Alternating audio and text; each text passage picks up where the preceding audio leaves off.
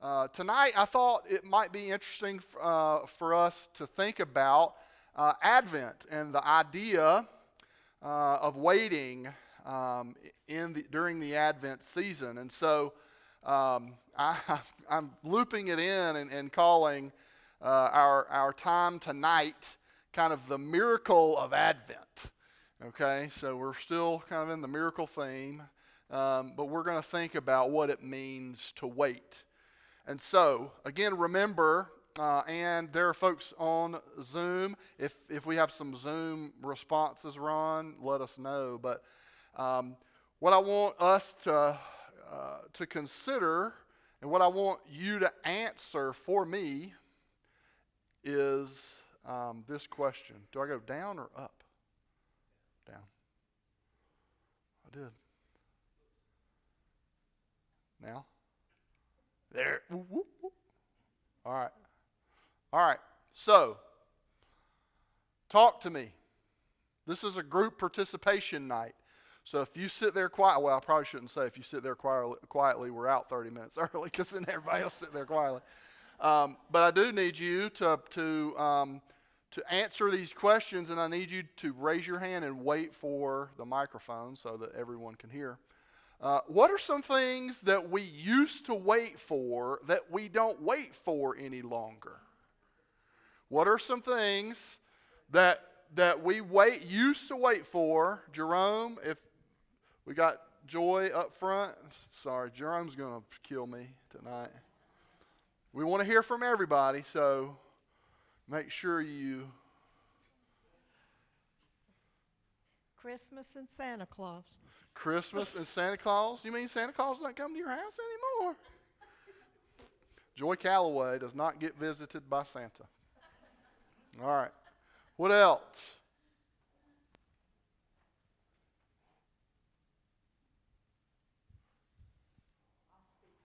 We used to wait for answers to letters. Oh, postmarked letters. Right? You would write a letter, you would put it in the mailbox, and you would wait. What did we call those things, those people, that relationship? Pen pals, right? I mean, sometimes they weren't just a pen pal. Sometimes they were someone you were married to that was just off, or sometimes it was a cousin. But pen pals, right? We had pen pals. That is over. The art of writing notes is dead. We need to revive it. What else? I'm speaking for Jane, but retirement. That's what she said. I like that. Retirement. Yeah. I can't say that for myself, Jane. I'm still waiting. All right, Glenn. To get out of school. To get out of school. Okay. You know, I've got a college age, she's actually a NICU nurse now at Kennestone, Ashlyn Balch. She's visited worship a couple of times. She's working nights and can't ever seem to get a night off when it's Sunday, and hadn't been in a while. But she said when she was graduating, she worked for me while I was in Rome, and she was a Berry student and was a part-time intern in student ministry, and so she was kind of a helper for me, and I knew her for the whole 4 years she was in school, and when she was graduating, we gave her a gift, and I said, Ashley, I'm so excited about Saturday. Congratulations on graduation. I said, but your life is over. I said, college was so fun, but being an adult stinks. So you got to pay bills, you got to get them to go to work. I said, the best of your life is behind you. She was like, that is a terrible thing to say. Like, I'm kidding, kinda. Yeah, school, right. What else? I got one more. The weekend. The weekend, all right. Don't have to wait for the weekend. I have to wait for the weekend. Sending off film to get pictures back. Oh, yeah. And you never knew if they were any good. You took 100, right, or 30. You'd send it off, go to Eckerd or go to Walgreens, get them developed, and all the family would be back where they live, and you'd be like, I can't believe Susie wasn't looking. right? You didn't know right away. That's right.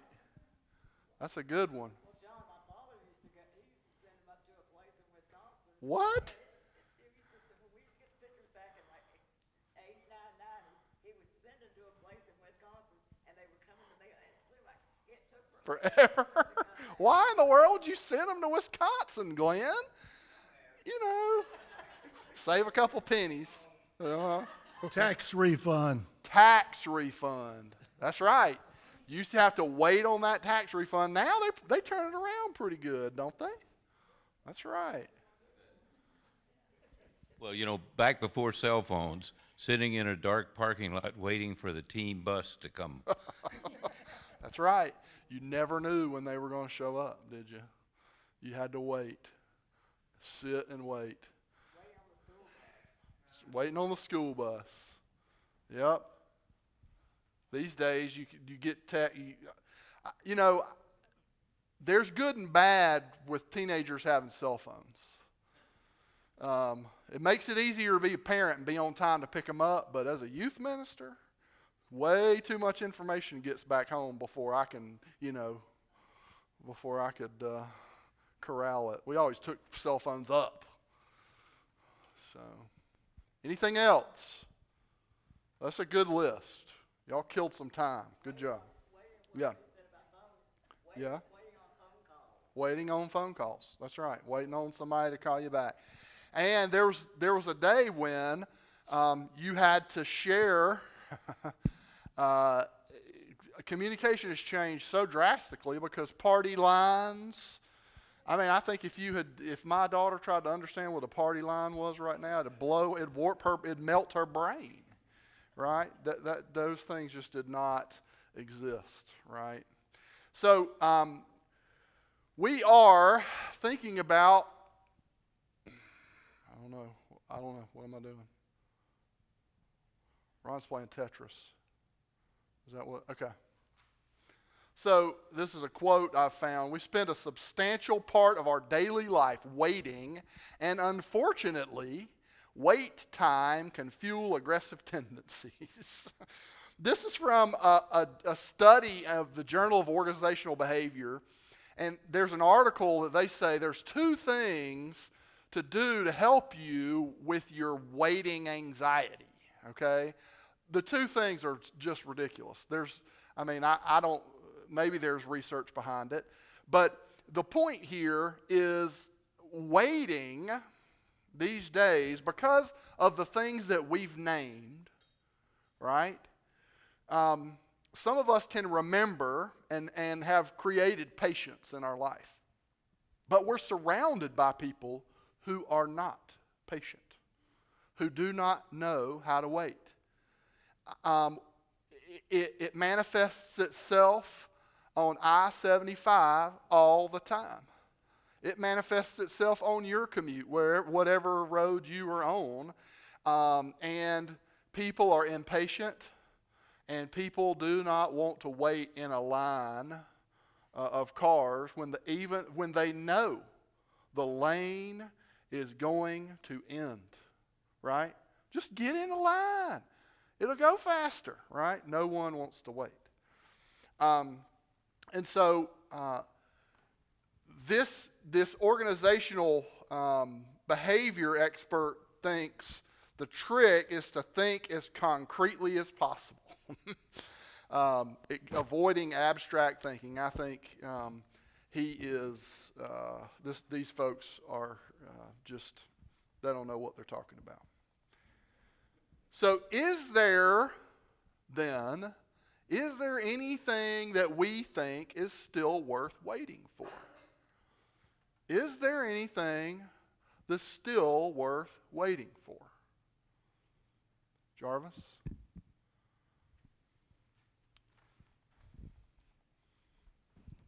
The second coming of Christ. Okay. All right. The second coming. What else? What else is worth waiting for? What are you waiting on? I'm not Mary waiting Lynn? on this, but babies. I was going to say, Mary Lynn and Bill are waiting on another grandbaby. Right, that's worth waiting for, isn't it?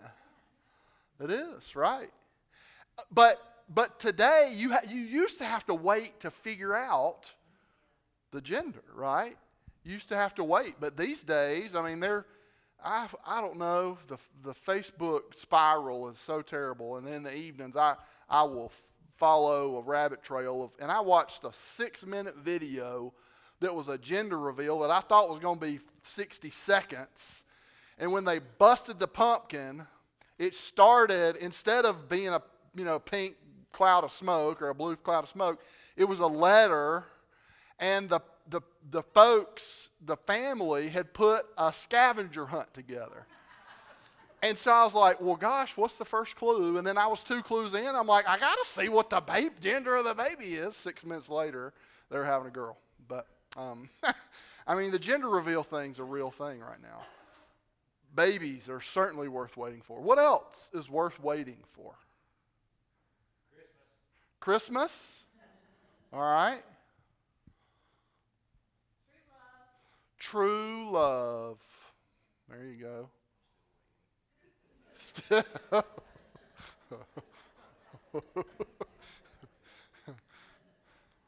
For those of you at home, Glenn says he's still waiting. What else? So, another research paper that I found was a young man who's written about waiting. His hypothesis was that waiting was most drastically changed at the advent of rail travel. That because speed accelerated us places and shortened travel time, that waiting changed, right? So if you think about this idea that speed and waiting are the polar opposites. They are the flip sides of coins. Anything right now that folks get frustrated about, whether it's that their cheeseburger wasn't done right in the drive-thru, or that the fries were left out of the bag, or that someone cut them off in traffic, is all about speed. You know, we have this idea that efficiency is ideal. We think efficiency, that is the greatest, grandest thing. But the truth of the matter is that it's an anthropological fact that has been experienced ever since harvest,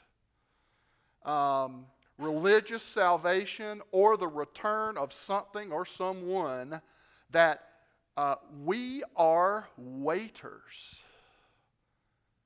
We were built to wait on some things. Right? And so it's almost against nature, as great as it is, that I don't have to crank a lawnmower anymore. You can just push button start. Or as great as it is that I don't have to go out back and get the chicken and pluck its feathers and wring its neck. I can just go to Kroger and get something shrink wrapped with no mess. Right? I mean, all of life is neat and tidy today. That's not the way, that's not the world God created, right? Now, am I saying that all industry is evil? No. I love the engineers in the room. I'm so glad y'all exist. I'm glad you made life efficient. I'm glad there's power plants, Jim. I'm glad I can flick a light and we've got power. Okay. But waiting. So, we are in this struggle between waiting and not being patient. Things have changed so drastically. 2 Peter 3:11 through 13. I'm going to show you 2 versions of this. One is from the Message, the other from the New Revised Standard Version. Since everything here today might well be gone tomorrow, do you see how essential it is to live a holy life? Daily expect the day of God, eager for its arrival. The galaxies will burn up and the elements melt down that day, but we'll hardly notice. We'll be looking the other way, ready for the promised new heavens and the promised new earth, all landscaped with righteousness. Now, I thought that was a pretty clear image, totally. But what I'm looking for in this version of it is that last clause at the very end. But we're going to read it all again. So this is again 2 Peter 3, 11 through 13. Since all these things are to be dissolved in this way, what sort of people ought you to be in leading lives of holiness and godliness, waiting for and hastening the coming of the day of God, because of which the heavens will be set ablaze and dissolved, and the elements will melt with fire? But in accordance with his promise, we wait for new heavens and a new earth, where righteousness is at home. Where righteousness is at home. So I want us to think a little bit about that idea of righteousness. We're waiting for a world where righteousness is at home, but it isn't. Everywhere where we turn, we can't find it, right? Do you find righteousness everywhere you go? If you do, I want to know who you're hanging out with. It's hard to find, right? Not even close. Righteousness, not a checklist, but a faith that trusts in the newness that God is bringing to completion. Yet, we're here and now, and we realize as Christians that things are not as they were supposed to be. We realize that God intended something different at creation. And in the midst of this uncertainty, we stand in the middle of Advent. So 20th century theologian Dietrich Bonhoeffer wrote, quote, "Advent season is a season of waiting, but our whole life is an Advent season. That is, a season of waiting for the last Advent, for the time when there will be a new heaven and a new earth." So what's interesting about this is something that he wrote in a letter to his parents while he was imprisoned in jail. This idea that our whole life is waiting, is intended to be this practice of waiting for a new heaven and a new earth. And after he studied and received his doctorate, he attended African-American churches in the U.S. and began to consider a proper Christian response to injustice, a curiosity that came to bear when he was confronted with the Nazi regime. And he was both brave and an open opponent of Hitler's plans for racial persecution and euthanasia of the helpless. And when the Nazis took over German Protestant churches, he and others formed an underground confessing church to train pastors and conduct services free from this new ideology that Hitler was trying to push. And so in the midst of this turmoil, he wrote one of my favorite books, The Cost of Discipleship, where he talks about cheap grace. This grace without discipleship, grace without the cross, grace without Jesus living and incarnate. He says with a costly grace, that costly grace requires submission to Christ, right? That costly grace requires submission to Christ. He was in the U.S. when the Second World War broke out in 1939, and his friends urged him to stay here, but he said he could not. He left and went back and went to support his people. And back in Germany, he was recruited by the Military Intelligence Bureau, and he helped in the escape of Jews and served as the contact between the German resistance and the Western Allies. He was a part of one of the attempted hits on Hitler, right? He was part of trying to take Hitler out. One of the things that he wrote in prison, the letters after he was arrested and was in a concentration camp, he wrote a lot. One of these letters were smuggled out of prison, and this is one of the things he says about Advent again. Celebrating Advent means being able to wait. Waiting is an art that our impatient age has forgotten. It wants to break open the ripe fruit when it's hardly finished planting the shoot. For the greatest, most profound, tenderest things in the world, we must wait.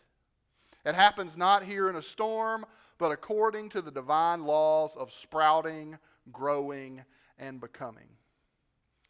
Just when everything is bearing down on us to such an extent that the calendar's full and we can hardly breathe. We're chasing kids, we're chasing family.